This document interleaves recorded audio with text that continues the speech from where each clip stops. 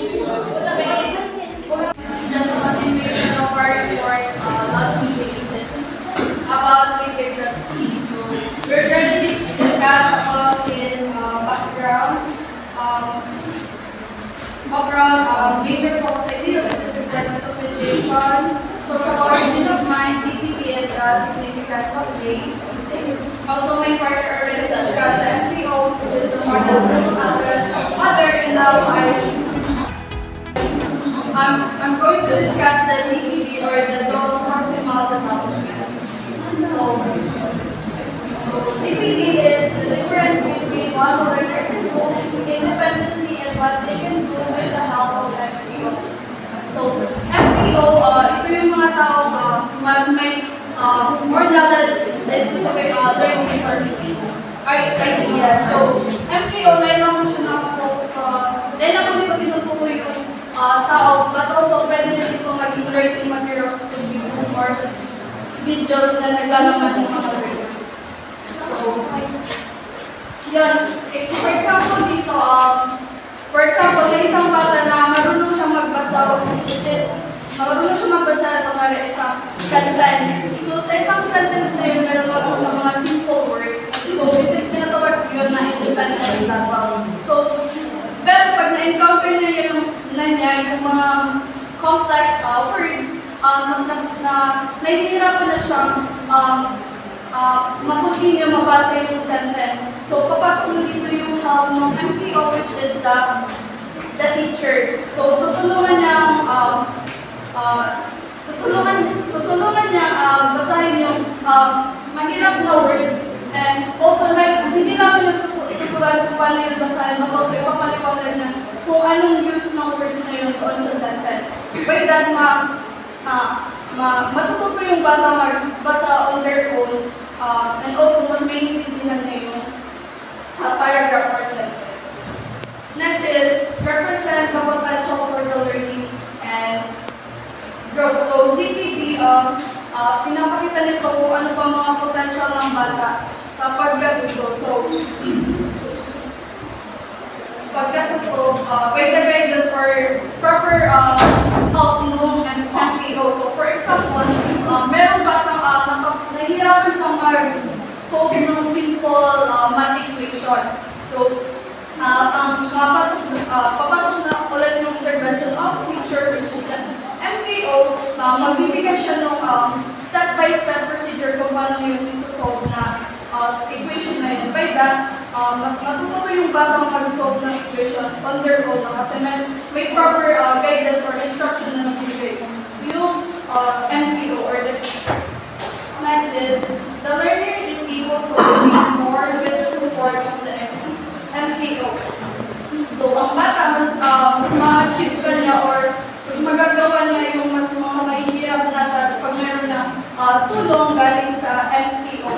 Dito napapasok yung term na scaffolding, kung saan ang MPO nagbibigay siya ng mga instruction hanggang sa matutunan na ng learner paano yung gawin on their own. So, for example, may isang bata na di siya marunong mag-ride ng bike on her own. So, papasok yung tulong ng parents, which is the MPO. So, base sa na paghawak sa likod baga sa bike, habang nagbabike yung bata, natutulungan ito para dahil siya matuwa or para magawa niya ito na simple task na ito on her own.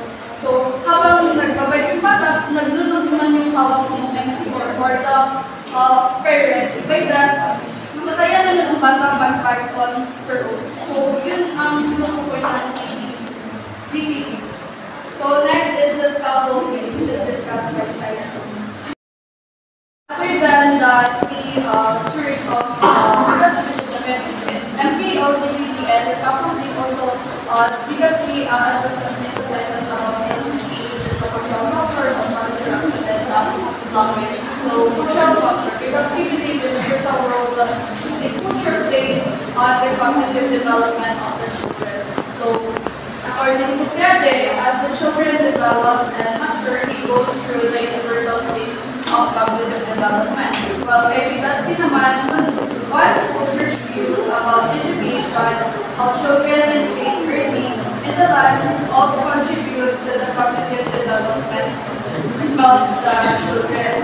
So, according to Piaget, all children go through the same step as they grow. So, these stages are all independent shadow. These stages are independent on the cultural or external factors or the environment, learning environment ng bata. So, according to Piaget's theory, nakacenter ito sa kung paano the child think and evolves through the natural progression. So, as they interact with the world. So, moving from simple to a more complex way of thinking. So, sa kabilang banda naman, mas binibigyan din naman dito ni Vygotsky yung kahalagahan or papel ng kultura at pakikipagsalamuha sa pag-grow ng kaisipan ng bata. So, according to him, the cultural values that are exposed to and the people they interact with all help to shape their cognitive abilities. So, para kay Vygotsky, ang mga tools tulad ng wika at mga system ng edukasyon sa isang kultura ay nakaka-apekto sa paraan ng pag-iisip o how the child think or learn yourself. So in simple words, si Piaget nakatutok siya sa natural na process or steps si pag-develop ng cognitive level of cognitive abilities ng student. While si Vygotsky naman, nakapokus siya doon sa kahalagahan ng cultural aspect and the social environment of the children doon sa cognitive development. Next is the social interaction. Vygotsky emphasized that effective learning happens through participation in social activities, meaning the social context of learning.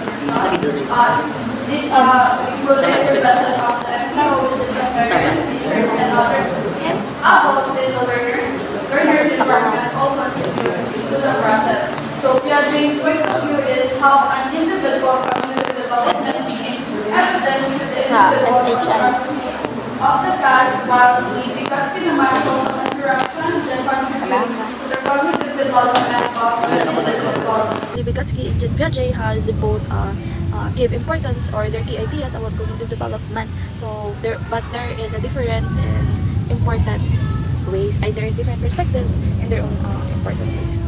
So according to Vygotsky, he focused or he pointed out that the social interaction is important in learning. So ang key ideas ni Vygotsky is that the children learn best when they engage in activities with others, especially with MKO or the more knowledgeable others or individual. It could be parents, teacher, and other adults. So he believed that the social context is crucial because learning absorbs knowledge and also skills and behavior by interacting with others. So this is where his concept of ZPD or the zone of proximal development comes in. So which explains that children can achieve more advanced understanding when they have the help of someone who is more knowledgeable. So on the other hand naman, si Piaget nakafocus siya doon sa how children develop cognitively through their own processing tasks. So he believed that the children are like little scientists, wherein they are actively exploring and making sense of the world by engaging with it directly. So his cognitive development so Piaget's cognitive development happens through the individual exploration and discovery. So for him, each children's goes through the process of universal stage of thinking regardless of their social or cultural environment. So, in simple words, si Piaget nag-emphasize niya sa development in a primary level, which is children's nasa process niya si own exploration and discovery and the external process of the task which happens naturally. And while si Vygotsky naman, in contrast, he argued that social interactions is primarily the driver of the learning. The children learn within their social interactions and also the cultural context that guide them to learn more or better, making environment and social context essential of their development. So lastly is the language.